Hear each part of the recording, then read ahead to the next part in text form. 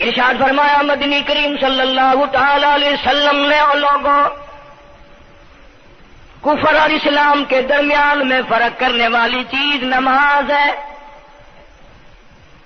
ارشاد فرمایا مدنی کریم صلی اللہ تعالی علیہ وسلم نے جو آدمی نماز نہیں پڑھتا قیامت کے دن حامان، قارون، فرعون، شداد جیسے کافروں کے ساتھ ان کی صف میں کھڑا ہوگا. گناہگار مسلمانوں میں بھی کھڑا ہونے کی اجازت نہ ملے گی، سیاکار مسلمانوں میں بھی کھڑا ہونے کی اجازت نہیں ملے گی. کھلم کھلا کافروں کے درمیان میں ان کی جماعت میں کھڑا کیا جائے گا. ارشاد فرمایا مدنی کریم صلی اللہ تعالی علیہ وسلم نے جو 5 وقت کی نماز ادا نہیں کرتا اللہ تعالیٰ بھی بری ہے، میں کالی کملی والا صلی اللہ علیہ وسلم بھی بری ہوں، اس کا جو حال بنے مجھ سے کوئی